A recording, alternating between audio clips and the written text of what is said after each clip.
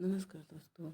आज हम निबंधों की श्रृंखला में रामचंद्र शुक्ल द्वारा रचित निबंध कविता क्या है का वाचन करना शुरू कर रहे हैं, जिसका प्रकाशन सन 1909 में हुआ था। और यह कविता क्या है नामक निबंध चिंतामणि नामक संकलन में संकलित है। चिंतामणि भाग 1 में, जिसका प्रकाशन सन 1939 में हुआ था, जिसका संपादन आचार्य शुक्ल से स्वयं किया था। और आपको पता ही है, चिंतामणि के 4 भाग आए थे। आप हमें ये बताइएगा कि कौन सा भाग किसने संपादित किया था। इसका जवाब आप कमेंट में ज़रूर दीजिएगा। चलिए अब हम लोग इसका वाचन शुरू करते हैं। मनुष्य अपने अपने भावों, विचारों और व्यापारों के लिए दूसरों के भावों, विचारों और व्यापारों के साथ कहीं मिलता है और कहीं लड़ता हुआ अंत तक चलता है, और इसी को जीना कहते हैं। जिस अनंत रूपात्मक क्षेत्र में यह व्यवसाय चलता रहता है, उसका नाम है जगत। जब कोई अपने पृथक सत्ता की भावना को ऊपर किए इस क्षेत्र से नाना रूपों और व्यापारों को अपने योग, क्षेम, हानि, लाभ, सुख, दुख आदि से संबद्ध करके देखता रहता है, तब तक उसका हृदय इस प्रकार से बद्ध रहता है। इन रूपों और व्यापारों के सामने जब कभी वह अपनी पृथक सत्ता को धारणा से छूटकर अपने आप को बिल्कुल भूल कर अनुभूति मात्र रह जाता है, तब वह मुक्त हृदय हो जाता है। अब देखिए, ये जिस प्रकार आत्मा की मुक्तावस्था ज्ञान कहलाती है, उसी प्रकार हृदय की मुक्तावस्था रस दशा कहलाती है। हृदय की इसी मुक्ति की साधना के लिए मनुष्य की वाणी जो शब्द विधान करती आई है, उसे कविता कहते हैं। इस साधना को हम भाव योग कहते हैं और कर्म योग और ज्ञान योग के समकक्ष मानते हैं। कविता ही मनुष्य के हृदय को स्वार्थ संबंधों से के संकुचित मंडल से ऊपर उठाकर लोक सामान्य भाव भूमि पर ले जाती है। वहाँ जगत की नाना गतियों और मार्मिक स्वरूप का साक्षात्कार और शुद्ध अनुभूतियों का संचार होता है। इस भूमि पर पहुँचे हुए मनुष्य को कुछ काल के लिए अपना पता नहीं रहता। वह अपनी सत्ता को लोक सत्ता में लीन किए रहता है। उसकी अनुभूति सबकी अनुभूति होती है या हो सकती है। इस अनुभूति के योग से हमारे मनोविकारों का परिष्कार तथा शेष सृष्टि के साथ हमारे रागात्मक संबंध की रक्षा और निर्वाह होता है। जिस प्रकार जगत अनेक रूपात्मक है, उसी प्रकार हमारा हृदय भी अनेक भावात्मक है। इन अनेक भावों का व्यायाम और परिष्कार तभी समझा जा सकता है जबकि इन सब का प्रकृत सामंजस्य जगत के भिन्न भिन्न रूपों, व्यापारों या तथ्यों के साथ हो जाए। इन्हीं भावों के सूत्र से मनुष्य जाति जगत के साथ तादात्म्य का अनुभव चिरकाल से करती चली आई है। जिन रूपों और व्यापारों से मनुष्य आदिम युगों से ही परिचित है, जिन रूपों और व्यापारों को सामने पाकर वह नर जीवन के आरंभ से ही लुप्त और क्षुब्ध होता आ रहा है, उनका हमारे भावों के साथ मूल या सीधा संबंध है। अतः काव्य के साथ मूल या सीधा संबंध है। अतः काव्य के प्रयोजन के लिए हम उन्हें मूल और रूप और सोल व्यापार कह सकते हैं। इस विशाल विश्व के प्रत्यक्ष से अप्रत्यक्ष और गूढ़ से गूढ़ तथ्यों को भावों के विषय या आलम्बन बनाने के लिए इन्हीं मूल रूपों में और व्यापारों में परिणत करना पड़ता है। जब तक वे इस मूल मार्मिक रूपों में नहीं लाए जाते, तब तक उन पर काव्य दृष्टि नहीं पड़ती। वन पर्वत, नदी, नाले, निर्झर, कछार, पटपर, चट्टान, वृक्ष, लता, झाड़ी, फूस, शाखा, पशु, पक्षी, आकाश, मेघ, नक्षत्र, समुद्र आदि ऐसे ही चिर सहचर रूप हैं। खेत, ढुर्री, हल, झोपड़े, चौपाए इत्यादि भी कुछ कम पुराने नहीं हैं। इस प्रकार पानी का बहना, सूखे पत्तों का झड़ना, बिजली का चमकना, घटा का गिरना, नदी का उमड़ना, मेघ का बरसना, कोहरे का छाना, डर से भागना, लोभ से लपकना, छीनना, झपटना, नदी या दलदल से बाँह पकड़ कर निकालना, हाथ से खिलाना, आग में झोंकना, गला काटना, ऐसे व्यापारों का भी मनुष्य जाति के भावों के साथ अत्यंत प्राचीन साहचर्य है। ऐसे आदिम रूपों और व्यापारों में वंशानुगत वासना की दीर्घ परंपरा के प्रभाव से भावों के उद्बोधन की गहरी शक्ति संचित है। अतः इनके द्वारा जैसा रस परिपाक संभव है, वैसा कल कारखाने, गोदाम, स्टेशन, इंजन, हवाई जहाज, ऐसी वस्तुओं तथा अनाथालय के लिए चेक काटना, सर्वस्व हरण के जाली दस्तावेज बनाना, की चरखी घुमाना मोटर की चरखी घुमाना या इंजन में कोयला झोंकना आदि व्यापारों द्वारा नहीं। अब इसके पहले शीर्षक पर ध्यान देंगे। सभ्यता के आवरण और कविता। इसका पहला शीर्षक है सभ्यता की वृद्धि के साथ साथ ज्यों ज्यों मनुष्य के व्यापार बहुरूपी और जटिल होते गए, त्यों त्यों उनके मूल रूप में बहुत कुछ आच्छन्न होते गए। भावों के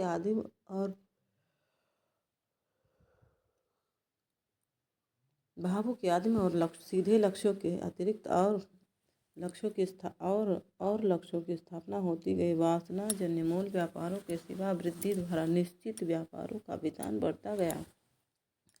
इस प्रकार बहुत से ऐसे व्यापारों से मनुष्य घिरता गया जिसके साथ उसके भावों का सीधा लगाव नहीं। जैसे आदि में भय का लक्ष्य अपने शरीर और अपनी संतति की रक्षा तक था, पर पीछे गाय बैल अन्न आदि की रक्षा आवश्यक हुई। यहाँ तक कि होते होते धन मान अधिकार प्रभुत्व आदि अनेक बातों की रक्षा की चिंता ने घर किया और रक्षा के उपाय भी वासनाजन्य प्रवृत्ति से भिन्न प्रकार के होने लगे। इसी प्रकार क्रोध घृणा लोभ आदि अन्य भावों के विषय भी अपने मूल रूपों से भिन्न रूप धारण करने लगे। कुछ भावों के विषय तो अमूर्त तक होने लगे, जैसे कीर्ति की लालसा। ऐसे भावों को ही बौद्ध दर्शन में अरूप राग कहते हैं। भावों के विषयों और उनके द्वारा प्रेरित व्यापारों में जटिलता आने पर भी उनका संबंध मूल विषयों और मूल व्यापारों के से भीतर भीतर बना है और बराबर बना रहेगा।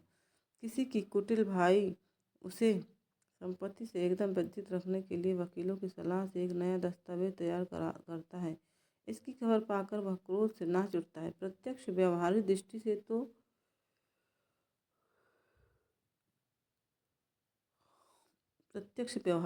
से तो उसके क्रोध का विषय है वह दस्तावेज या कागज का टुकड़ा, पर उस कागज के टुकड़े के भीतर वह देखता है कि उसे और उसकी संतति को अन्न वस्त्र न मिलेगा। उसके क्रोध का प्रकृत विषय न तो वह कागज का टुकड़ा है और न उस पर लिखे हुए काले काले अक्षर। ये तो सभ्यता के आवरण मात्र है। अतः उसके क्रोध में और उस कुत्ते के क्रोध में जिसके सामने का भोजन कोई दूसरा कुत्ता छीन रहा है, काव्य दृष्टि से कोई भेद नहीं। भेद केवल विषय के थोड़ा रूप बदल कर आने का है। इसी रूप बदलने का नाम है सभ्यता। इस रूप बदलने से होता यह है कि क्रोध आदि को भी अपना रूप कुछ बदलना पड़ता है। वह भी कुछ सभ्यता के साथ अच्छे कपड़े लत्ते पहनकर समाज में आता है, जिससे मार पीट छीन खसोल आदि भद्दे समझे जाने वाले व्यापारों का कुछ निवारण होता है। पर यह प्रच्छन्न रूप वैसा मर्मस्पर्शी नहीं हो सकता। इससे प्रच्छन्नता का उद्घाटन कविकर्म का एक मुख्य अंग है। ज्यों ज्यों सभ्यता बढ़ती जाएगी त्यों त्यों कवियों के लिए यह काम बढ़ता जाएगा।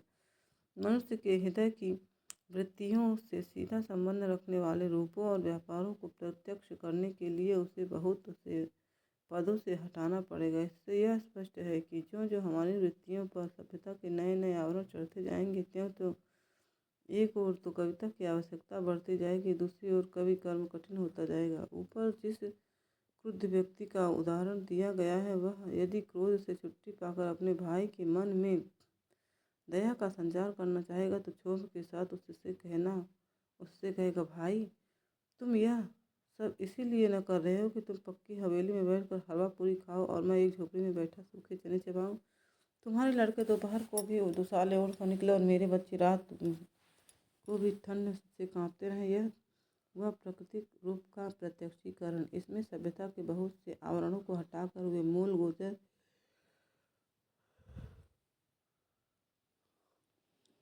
गोचर रूप सामने रखे गए हैं, जिससे हमारे भावों का सीधा लगाव है और इस कारण भावों को उत्तेजित करने में अधिक समर्थ है। कोई बात जब इस रूप में आएगी तभी उसे काव्य के उपयुक्त रूप प्राप्त होगा। तुमने हमें नुकसान पहुंचाने के लिए जाली दस्तावेज बनाया है। इस वाक्य में रसात्मकता नहीं। इस वाक्य को ध्यान में रखकर ध्वनिकार ने कहा, नहीं करेरिवित्त मात्र निर्वाहीणात्म पद लाभ देश की वर्तमान दशा के वर्णन में यदि हम केवल इस प्रकार के वाक्य कहते जाएं कि हम मूर्ख, बलहीन और आलसी हो गए हैं, हमारा धन विदेश चला जाता है, रुपये का 1.5 पाव घी बिकता है, स्त्री शिक्षा का अभाव है, तो ये संदोबद्ध होकर भी काव्य पद के अधिकारी न होंगे। सारांश यह है कि काव्य के लिए अनेक स्थलों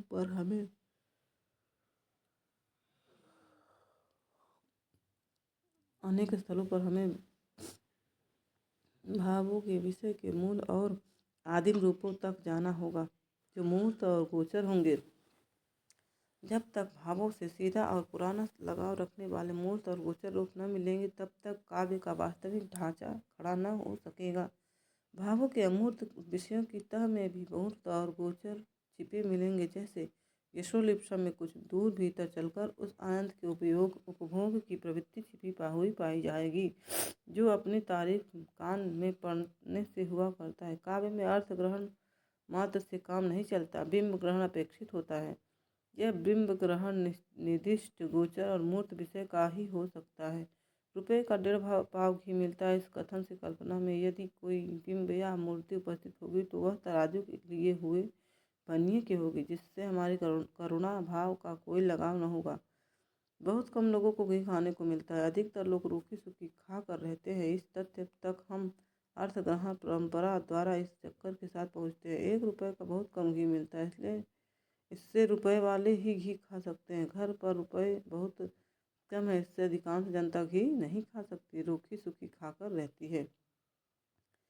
कविता और सृष्टि प्रसार इसका दूसरा भाग है कविता और सृष्टि प्रसार। आप लोग इसे नोट करते जाइएगा, ये बहुत ही इम्पोर्टेंट है क्योंकि क्रम लगाने के लिए आ जाता है।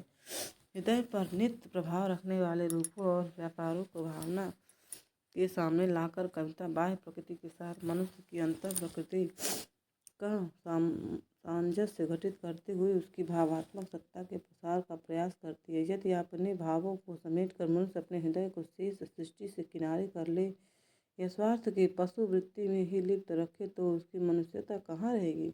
यदि वह लहलहाते हुए खेतों और जंगलों, हरी घास के बीच घूम घूम कर बहते हुए नालों, काली चट्टानों पर चांदी की तरह ढलते हुए झरनों, मंजरियों से लदी हुई अमराइयों और पट पर के बीच खड़ी झाड़ियों को देख क्षण भर लीन न हुआ, यदि कलरव करते हुए पक्षियों के आनंदोत्सव में उसने योग न दिया, यदि खिले हुए फूलों को देख वह न खिला, यदि सुंदर रूप सामने पाकर अपने भीतरी कुरूपता का उसने विसर्जन न किया, यदि दीन दुखी का आर्तनाद सुन वह न पसीजा, यदि अनाथों और अबलाओं पर अत्याचार होते देख क्रोध से न तिलमिलाया, यदि किसी बेढब और विनोदपूर्ण दृश्य या उक्ति पर न हंसा, तो उसके जीवन में रह क्या गया।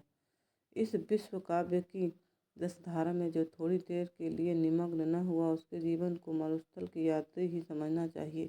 काव्य दृष्टि कहीं तो नर क्षेत्र के भीतर रहती है, कहीं मनुष्येतर बाहर सृष्टि के, और कहीं समस्त चराचर के।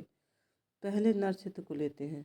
संसार में अधिकतर कविता ऐसी क्षेत्र के भीतर हुई है। नरत्व की बाह्य प्रकृति और अंतः प्रकृति के नाना संबंधों और पारस्परिक विधानों का संकलन या उद्भावना ही काव्यों में मुक्तक हो या प्रबंध अधिकतर पाई जाती है। प्राचीन महाकाव्य और खंडकाव्यों के मार्ग में यद्यपि शेष 2 क्षेत्र भी बीच बीच में पड़ जाते हैं, पर मुख्य यात्रा नर क्षेत्र के भीतर ही होती है।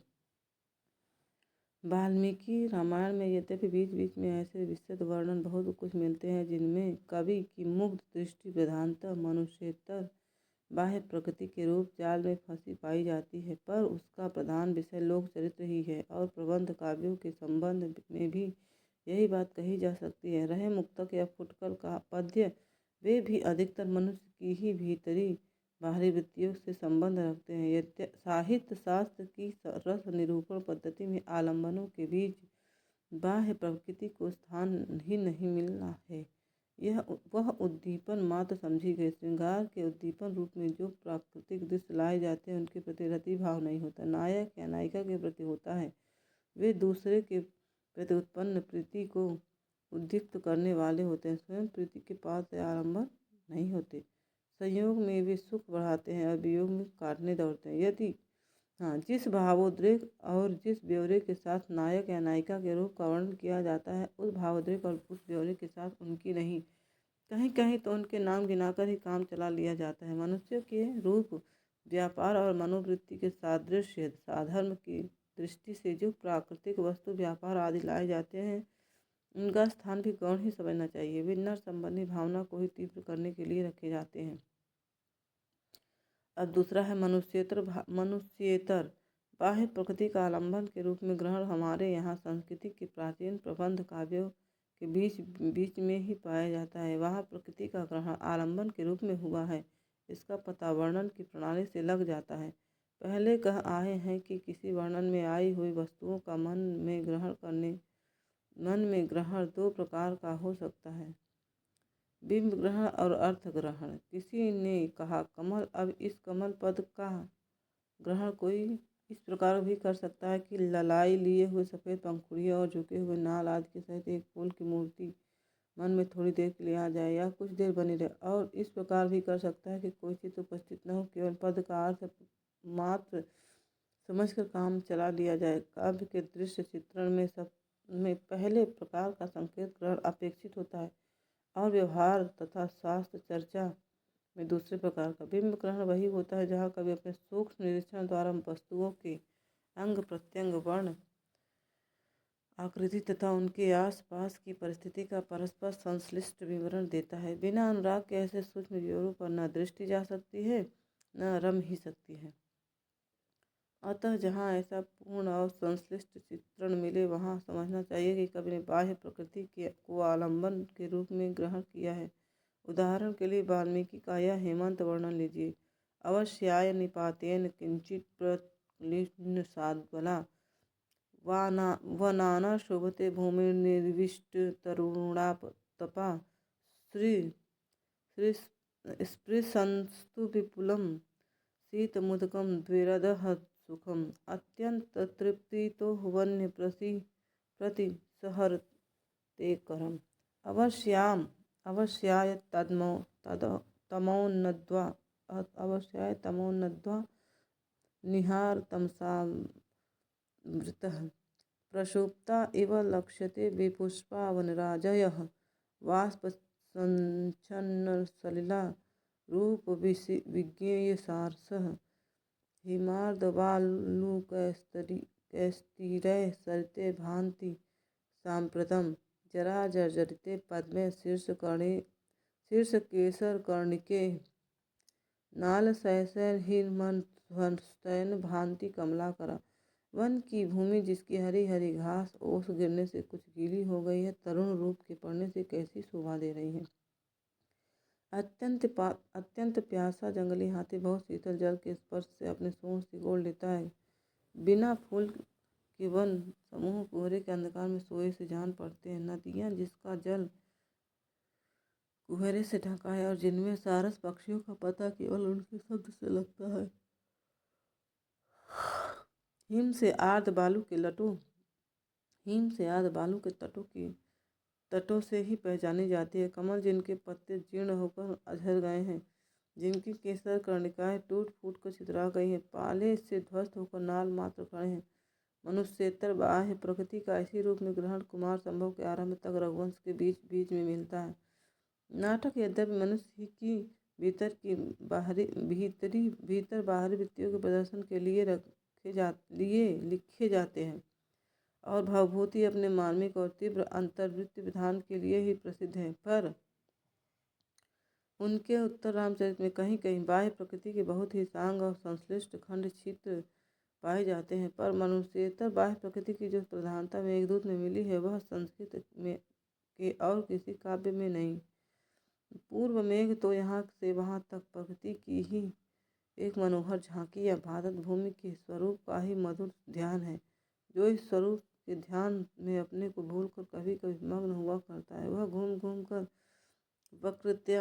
प्रकृता दे या न दे, चंदा इकट्ठा करे या न करे, देशवासियों की आमदनी का अवसर निकाले या न निकाले, सच्चा देश प्रेमी है। मेघदूत न कल्पना की क्रीड़ा है न कला की चित्तता, वह है प्राचीन भारत के सबसे भावुक हृदय की अपनी प्यारी भूमि की रूप माधुरी पर सीधी साधी प्रेम दृष्टि। अनंत रूपों में प्रकृति हमारे सामने आती है, कहीं मधुर सुसज्जित या सुंदर रूपों में, कहीं रूखे बेडौल या कर्कश रूप में, कहीं भव्य विशाल या विचित्र रूप में, कहीं उग्र कराल या भयंकर रूप में। सच्चे कवि का हृदय उसके इन सब रूपों में लीन होता है, क्योंकि उसके अनुराग का कारण अपना खास सुभोग नहीं बल्कि चिर सहचर्य द्वारा प्रतिष्ठित वासना है, जो केवल प्रफुल्ल प्रसून प्रसाद के सौरभ संचार मकरंद लोलुप मंधुप गुंजार कोकिल कुंजित निकुंज और शीतल मुख स्पर्श समीर इत्यादि की ही चर्चा किया करते हैं। वे विषयी या भोग लिप्सु हैं।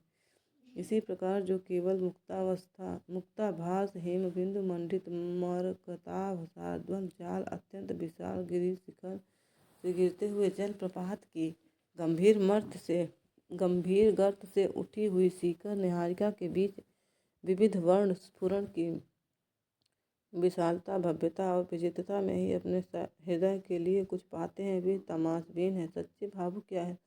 सहृदय नहीं, प्रकृति के साधारण असाधारण सब प्रकार के रूप में रमाने वाले वर्णन हमें वाल्मीकि कालिदास भवभूति आदि संस्कृत के प्राचीन कवियों में मिलते हैं। पिछले खेबे के कवियों ने मुक्तक रचना में तो अधिकतर प्राकृतिक वस्तुओं का अलग अलग उल्लेख मात्र उद्दीपन की दृष्टि से किया है। प्रबंध रचना में जो थोड़ा बहुत संश्लिष्ट चित्रण किया है वह प्रकृति की विशेष रूप विभूति को लेकर है। अंग्रेजी के पिछले कवियों में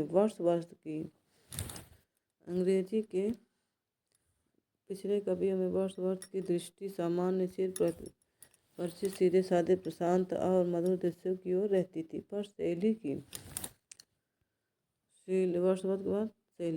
की असाधारण भव्य और विशाल की ओर साहचर्य संभूत रस के प्रभाव से सामान्य सीधे साधे चिर परिचित दृश्यों में कितने माधुर्य की अनुभूति होती है।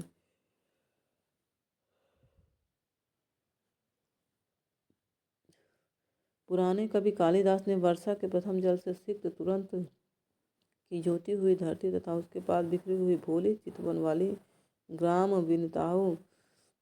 वनिताओं में साफ सुथरे ग्राम चैत्य और कथा गोविंद ग्राम विद्यों में इसी प्रकार के माधुर्य का अनुभव किया था। आज भी इसका अनुभव लोग करते हैं।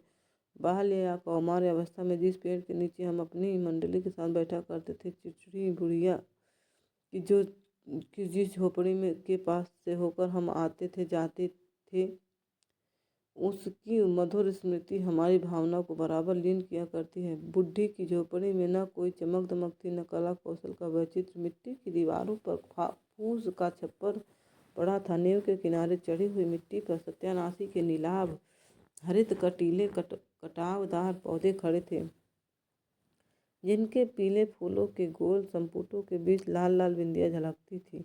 सारांश यह कि केवल असाधारणत्व की रुचि सच्ची सहृदयता की पहचान नहीं है। शोभा और सौंदर्य की भावना के साथ जिसमें मनुष्य जाति के उस समय के पुराने सहचरों की वंश परंपरा स्मृति वासना के रूप में बनी हुई है, जब वह प्रकृति के खुले क्षेत्र में विचरती है, वे ही पूरे सहृदय या भावुक कहे जा सकते हैं। वन्य और ग्रामीण दोनों प्रकार के जीवन प्राचीन हैं।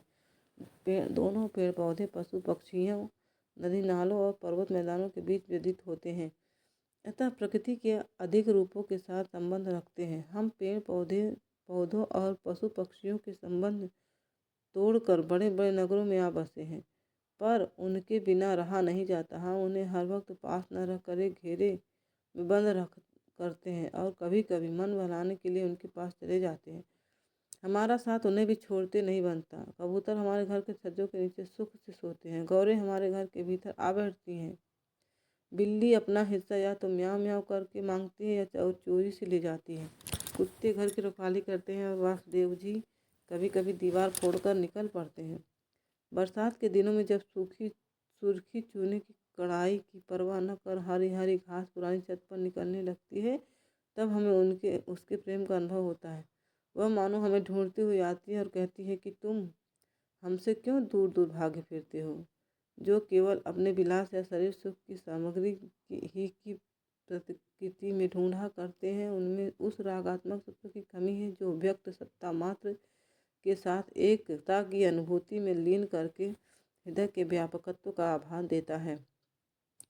संपूर्ण सत्ता एक ही परम सत्ता और संपूर्ण भाव एक ही परम भाव के अंतर्भूत है। अतः बुद्धि की क्रिया से हमारा ज्ञान जिस अद्वैत भूमि पर पहुँचता है, उसी भूमि तक हमारा भावात्मक हृदय भी इस सत्वरस के प्रभाव से पहुँचता है। इस प्रकार अंत में जाकर दोनों पक्षों की वृत्तियों का समन्वय हो जाता है। इस समन्वय के बिना मनुष्यत्व की साधना पूरी नहीं हो सकती है। मार्मिक तथ्य: मनुष्येतर प्रकृति के बीच के रूप व्यापार कुछ भीतरी भावों या तथ्यों की भी व्यंजना करते हैं। पशु पक्षियों के सुख दुख, हर्ष विषाद, राग द्वेष, तोष क्षोभ, कृपा क्रोध इत्यादि भावों की व्यंजना जो उनकी आकृति चेष्टा शब्द आदि से होता है, वह तो प्रायः बहुत प्रत्यक्ष होती है। कवियों के उन पर अपने भावों का आरोप करने की आवश्यकता प्रायः नहीं होती। तथ्यों का आरोप या संभावना अलबत्त भी कभी कभी किया करते हैं। इस प्रकार का आरोप कभी कभी कथन को काव्य क्षेत्र से घसीट कर सूक्ति या सुभाषित के क्षेत्र में डाल देता है। जैसे कौवे सवेरा होते ही क्यों चिल्लाने लगते हैं?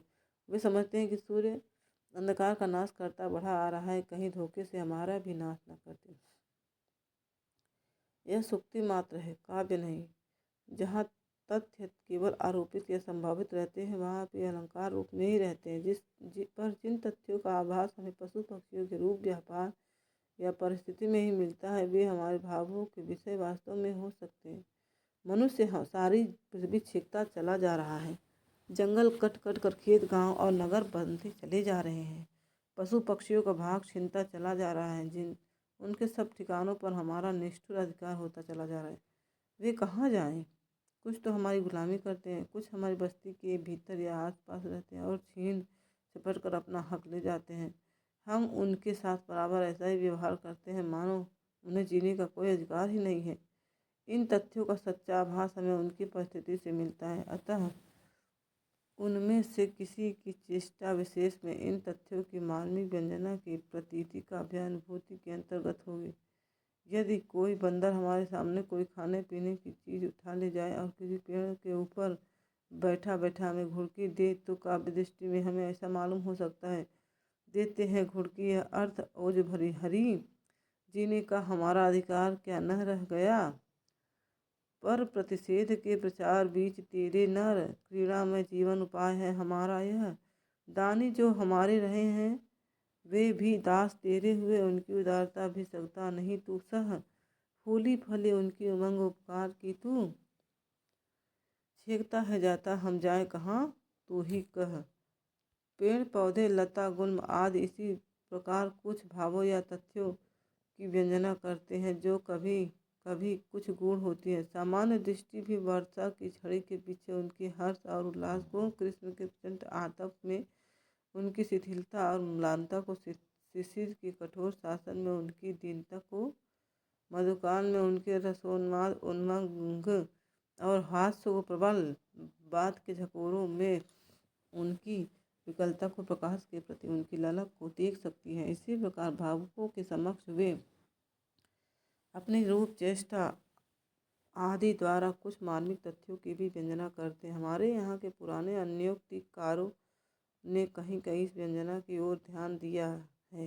कहीं कहीं का मतलब यह है कि बहुत जगह उन्होंने अपनी भावना का आरोप किया है। उनकी रूप चेष्टा पर परिस्थिति से तथ्य चयन नहीं, पर उनकी विशेष परिस्थितियों की ओर भावुकता से ध्यान देने पर बहुत से मार्मिक तथ्य सामने आते हैं। कोसों तक फैले कड़ी धूप में तपते मैदान के बीच एक अकेला वट वृक्ष दूर तक छाया फैलाए खड़ा है। हवा के झोंकों से उसकी टहनियाँ अपने पत्ते हिलाकर मानो बुला रहे हैं। हम धूप से व्याकुल होकर उनकी ओर बढ़ते हैं। देखते हैं उनकी जड़ के पास एक गाय बैठी आंखें मूंदे जुगाली कर रही। हम लोग भी उसी के पास आराम से जा बैठते हैं। इतने में एक कुत्ता जीभ बाहर निकाले हाँफता हुआ उस छाया के नीचे आता है और हम में से कोई उठकर उसे छड़ी लेकर भगाने लगता है। इस परिस्थिति को देख हम में से कोई भावुक पुरुष उस पेड़ को इस प्रकार संबोधन करे तो कर सकता है, काया की न छाया, यह केवल तुम्हारी द्रुम अंतस के मर्म का प्रकाश है। यह छाया है, भरी ऐसी में यह स्वर्ग स्वप्न धारा भी, जिसमें न पूरा नर बह पाया है। सात सार शीतल प्रसार, यह छाया धन्य, प्रीति सा पसारे, इसे कैसी हरी काया है। हे नर, तू प्यारा इस तरु का स्वरूप देख। देख फिर घोर रूप तूने जो कमाया है। ऊपर नर क्षेत्र और मनुष्येतर सजीव सृष्टि के क्षेत्र का उल्लेख हुआ है। काव्य दृष्टि कभी तो इन पर अलग अलग रहती है और कभी समष्टि रूप में समस्त जीवन क्षेत्र पर। कहने की आवश्यकता नहीं कि विच्छिन्न दृष्टि की अपेक्षा समष्टि दृष्टि में अधिक व्यापकता और गंभीरता रहती है। काव्य के अनुशीलन करने वाले मात्र जानते हैं कि काव्य दृष्टि सजीव दृष्टि तक ही बद्ध नहीं रहती, वह प्रकृति के उस भाग की ओर भी जाती है जो निर्जीव या जड़ कहलाती है। भूमि, पर्वत, चट्टान, नदी, नाले, टीले, मैदान, समुद्र, आकाश, मेघ, नक्षत्र इत्यादि के रूप, गति आदि से भी हम सौंदर्य, माधुर्य, भीषणता, भव्यता, विचित्रता, उदासी, उदारता, संपन्नता इत्यादि की भावना प्राप्त करते हैं। कड़कड़ाती धूप के पीछे उमड़ती हुई घटा की श्यामल स्निग्धता और शीतलता का अनुभव मनुष्य क्या पशु पक्षी पेड़ पौधे तक करते हैं। अपने इधर उधर हरी भरी लहलहाती प्रफुल्लता का विधान करती हुई नदियों की अविराम जीवन धारा में हम दवीभूत औदार्य का दर्शन करते हैं। पवन की ऊंची चोटियों में विशालता है और भव्यता का बात बिलोड़ित जल प्रसार में क्षोभ और आकुलता का विकीर्ण घन खंड मंडित रश्मि रंजित सांध्य दिगंचन में चमत्कार पूर्ण सौंदर्य का ताप से तिलमिलाती धरा पर धूल झोंकते हुए अंधड़ के प्रचंड धोखों में उग्रता और उच्छृंखलता का बिजली की कपाने वाली कड़क और ज्वालामुखी के ज्वलंत स्फोट में भीषणता का आभास मिलता है। ये सब विश्वरूपी महाकाव्य की भावनाएं या कल्पनाएं हैं। स्वार्थ भूमि से परे पहुँचे हुए सच्चे अनुभूति योगी या कभी इसके दृष्टा मात्र होते हैं। जड़ जगत के भीतर पाए जाने वाले रूप, व्यापार या परिस्थितियाँ अनेक मार्मिक तथ्यों की भी व्यंजना करती हैं। जीवन में तथ्यों के साथ उनके साम्य का बहुत अच्छा मार्मिक उद्घाटन कहीं कहीं हमारे यहाँ के अन्योक्तिकारों ने किया है। जैसे इधर नर क्षेत्र के बीच देखते हैं तो कुछ तो सुख संबंधी और संपन्नता की दशा में दिन रात घेरे रहने वाले स्तुति का खासा कोलाहल खड़ा करने वाले विपत्ति और दुर्दिन में पास नहीं फटकते। उधर जड़ जगत के भीतर देखते हैं तो भरे हुए सरोवर के किनारे जो पक्षी बराबर कलरव करते रहते हैं, वे उसके सूखने पर अपना अपना रास्ता बना लेते हैं। कोलाहल सुन खगन के सर्वत जन अनुराग, ये सब स्वार्थ के सखा दुर्दिन जय हैं त्याग। दुर्दिन नहीं है त्याग तोय तेरो जब जय हैं, दूर ही ते तज आस पास को नहीं आई है। इसी प्रकार सूक्ष्म और मार्मिक दृष्टि वालों को गूढ़ व्यंजना भी मिल सकती है। अपने इधर उधर हरियाली और प्रफुल्लता को विधान करने के लिए यह आवश्यक है कि नदी कुछ काल तक बंधी हुई मर्यादा के भीतर बहती रहे। वर्षा की उमड़ी हुई उच्छृंखलता में पोषित हरियाली और प्रफुल्लता का ध्वंस सामने आता है, पर यह उच्छृंखलता और ध्वंस अल्पकालिक होता है और इसके द्वारा आगे के लिए पोषण की नई शक्ति का संचय होता है। उच्छृंखलता नदी की स्थायी वृत्ति नहीं है। नदी के इस स्वरूप के भीतर धार्मिक मार्मिक दृष्टि लोक गति के स्वरूप का साक्षात्कार करती है। लोक जीवन की धारा जब एक बंधे मार्ग पर कुछ काल तक अबाध गति से चलने पाती है, तभी सभ्यता के किसी रूप का पूर्ण विकास और उसके भीतर सुख शांति की प्रतिष्ठा होती है। जब जीवन प्रवाह क्षीण और अशक्त पड़ने लगता है और गहरी विपस्सता आने लगती है, तब नई शक्ति का प्रवाह फूट पड़ता है, जिसके वेग की उच्छृंखलता के सामने बहुत कुछ ध्वंस भी होता है। पर यह उच्छृंखलता वेग जीवन का या जगत का नित्य स्वरूप नहीं है। पहले कहा जा चुका है कि नर क्षेत्र के भीतर बद्ध रहने वाली काव्य दृष्टि की अपेक्षा संपूर्ण जीवन क्षेत्र और समस्त चराचर के क्षेत्र से मार्मिक तथ्यों का चयन करने वाली दृष्टि उत्तरोत्तर अधिक व्यापक और गंभीर कही जाएगी। जब कभी हमारी भावना का प्रसार इतना विस्तीर्ण और व्यापक होता है कि हम अनंत व्यक्त सत्ता के भीतर नर सत्ता के स्थान का अनुभव करते हैं, तब हमारी पार्थक्य बुद्धि का परिहार हो जाता है। उस समय हमारा हृदय ऐसी उच्च भूमि पर पहुंचता है जहां उसकी वृत्ति प्रशांत और गंभीर हो जाती है। उसके अनुभूति का विषय ही कुछ बदल जाता है। तथ्य चाहे नर क्षेत्र की हो, चाहे अधिक व्यापक क्षेत्र की हो, कुछ प्रत्यक्ष होते हैं और कुछ गूढ़ और गूढ़। जो तथ्य हमारे किसी भाव को उत्पन्न करे उसे भाव का आलंबन कहना चाहिए। ऐसे रसात्मक तथ्य आरंभ में ज्ञानेंद्रियाँ उपस्थित करती हैं, फिर ज्ञानेंद्रियों द्वारा प्राप्त सामग्री से भावना या कल्पना उनकी योजना करती है। अतः कहा जा सकता है कि ज्ञान ही भावों के संचार के लिए मार्ग खोलता है। ज्ञान प्रसार के भीतर ही भाव प्रसार होता है। आरंभ में मनुष्य की चेतना सत्ता अधिकार अधिकतर इंद्रियज ज्ञान की समष्टि के रूप में ही की रही। फिर ज्यों ज्यों अंतःकरण का विकास होता गया और सभ्यता बढ़ती गई, त्यों त्यों मनुष्य का ज्ञान बुद्धि व्यवसायात्मक होता गया। अब मनुष्य का ज्ञान से बुद्धि व्यवसायात्मक या विचारात्मक होकर ही विस्तृत हो गया है। अतः उसके विस्तार के साथ हमें अपने हृदय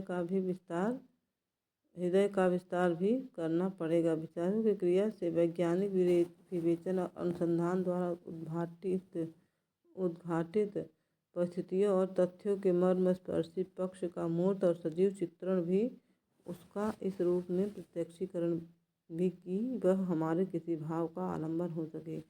कवियों का काम और उच्च काव्य एक लक्षण होगा। कहने की आवश्यकता नहीं कि इन तथ्यों और परिस्थितियों के मार्मिक रूप न जाने कितनी बातों की तह में छिपे होंगे। यहाँ तक हमने पढ़ लिया। अब इसका अगला भाग हम अगली वीडियो में लाएंगे। तब तक के लिए राधे राधे दोस्तों।